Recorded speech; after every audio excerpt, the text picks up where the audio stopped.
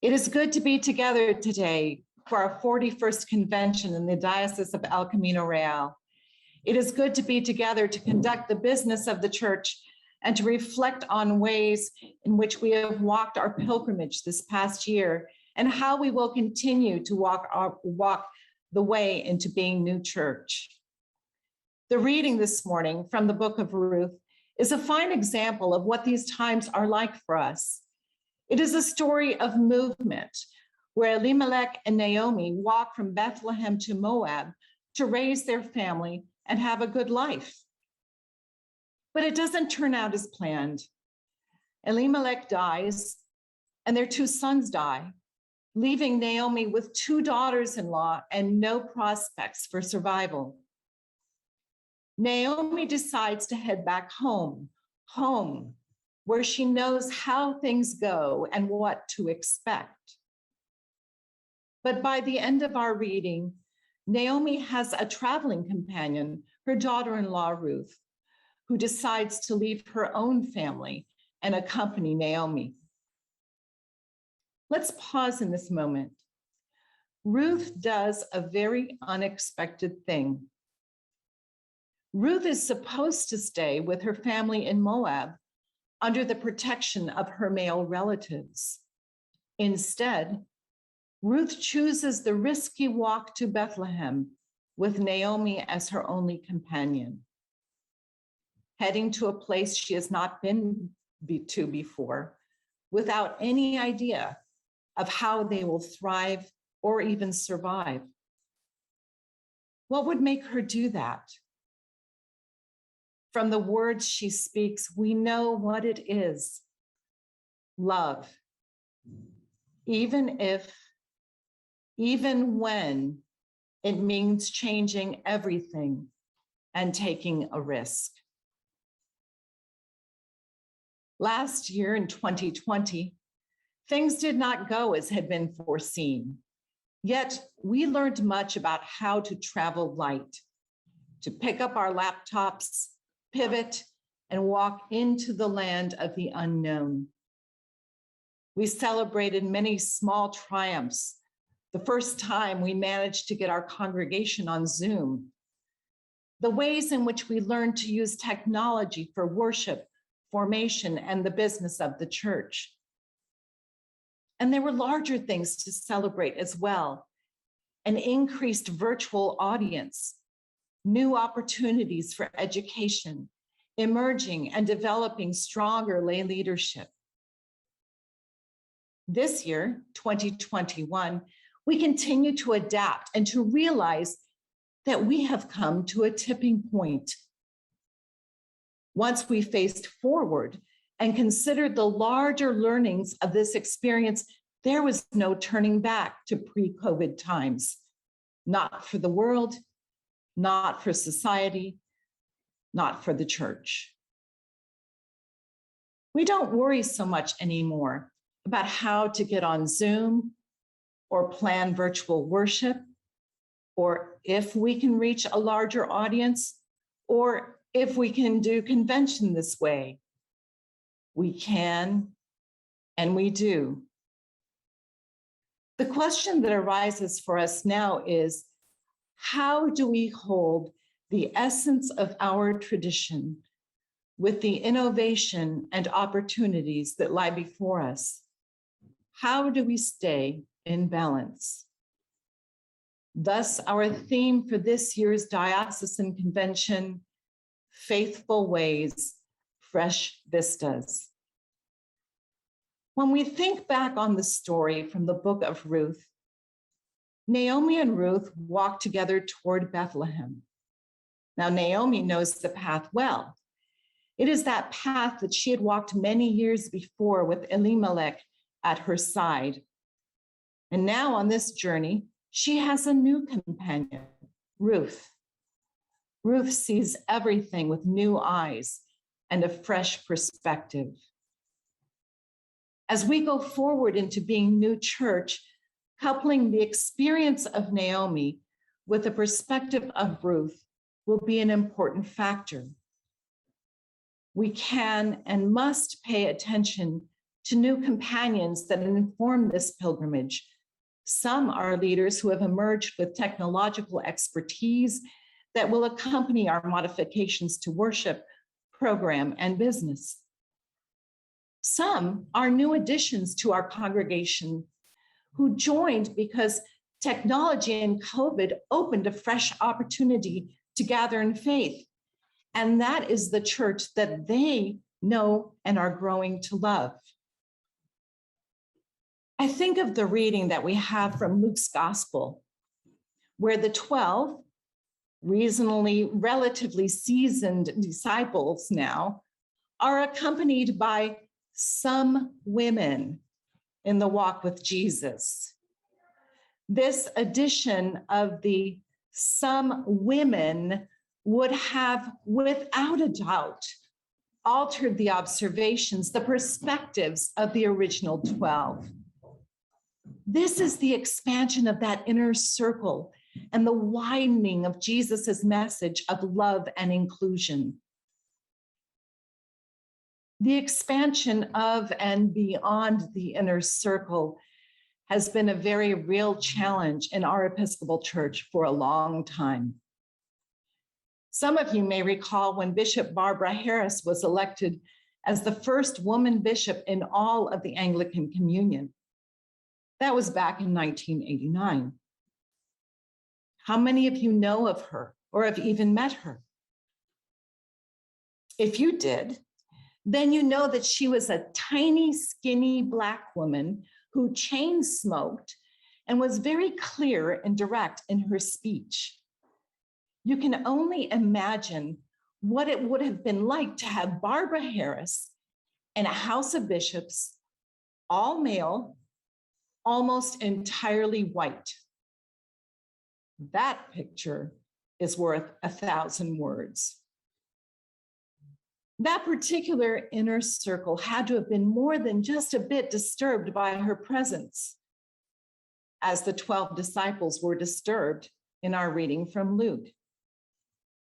And Bishop Harris did not have a problem speaking up and speaking truth to the power that was held and cherished.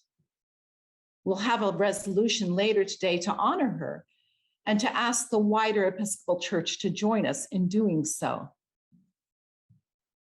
By the time that Bishop Harris died last year, there were over 30 women bishops active in the Episcopal Church alone.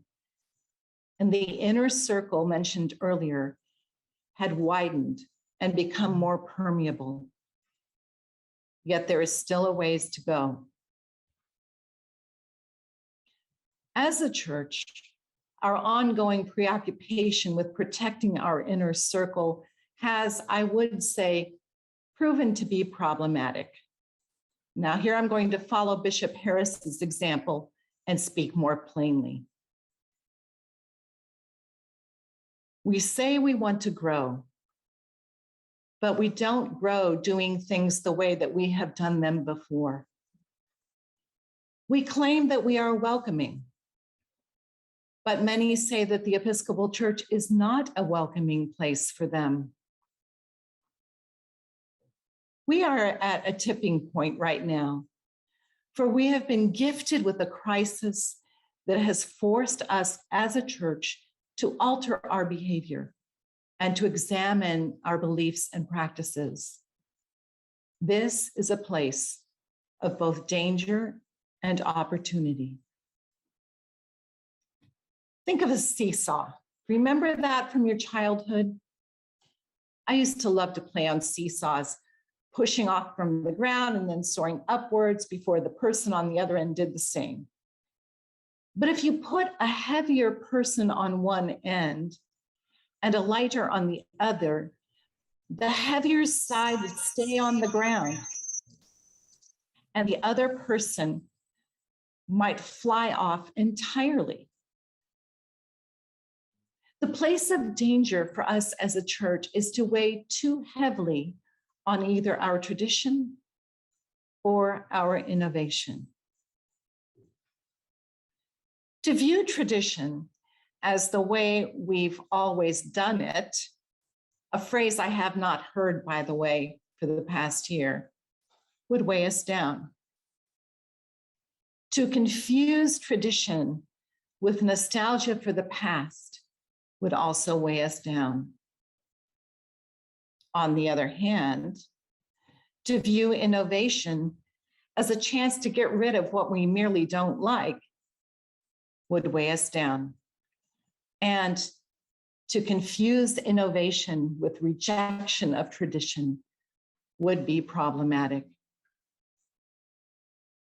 To stay in balance with both tradition and innovation, one thing we will need to attend to is our grief. Not dwell in it, but attend to it. We have, each one of us, lost some things, and we need to name them and acknowledge these losses. We will never again all be gathered in person in exactly the same way that we were before COVID. We won't again be so quick to hug or so casual about being around a crowd of people. We will seldom be in person for regular business meetings in either congregations or at the diocesan level. We will, however, grow the church when we move courageously and thoughtfully into the unknown. And I'm talking about growing the church in the sense of souls encountering the risen Christ, not just bottoms in pews. We will need to take risks and make hard decisions in order to foster these holy encounters. We will weigh finances, buildings, worship, education, ministries, and mission with the larger call to be faithful followers of Jesus, pilgrims walking the way of love. As we are mindful of moving into the future, we need to take a good, solid look at what is essential for the life of our congregation and for our diocese. As Bishop Barbara Harris put it, church is real when it gets down to the nitty-gritty nub of life where Jesus was in the lives of people. And we need to ask, is what we are doing, who we are being, that nitty-gritty nub of life where Jesus is? This is an exciting time to be church. This is an exciting time to be a bishop in our church. This is an exciting time to be lay and ordained leaders in the church that is emerging, modeling a living faith. Look at us. Today, we are meeting virtually in our business meeting. On April 28th and 29th, 2022, we plan to meet in person at our spring renewal to enjoy learning, to fellowship, and to honor some of our diocesan leaders. We meet in person and online together for an experience of worship that is both holy and accessible. And we didn't used to think that virtual anything could be worshipful or loving or welcoming or especially Episcopalian. We engage in a new approach to anti-racism training with our own unique and rich curriculum of storied pilgrimage with race. We open the virtual doors of our School for Ministry with the lay preaching program this winter. We welcome our first El Camino Real community trailblazer early this summer to encourage discovery and exploration in our contexts. We revise our canons to make us more nimble and provide greater opportunity for creative ministries.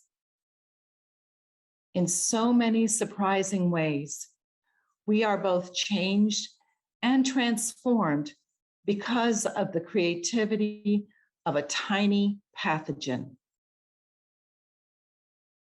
We are a pilgrim church, a church that is in motion, adaptable, In my observation, the Episcopal Church in El Camino Real has become home to more than a few risk takers, much like Naomi and Ruth, walking with arms linked together this well-trod path toward the future that we can barely glimpse. Our way is faithfully defined by loving tradition. Our eyes turn upward, straining toward the wondrous unknown. We walk this path because we love God, we love our church, and we love God's created world. Faithful ways, fresh vistas. May this year of our ongoing pilgrimage be a blessing, a constant exploration, and a source of surprising joy. Amen.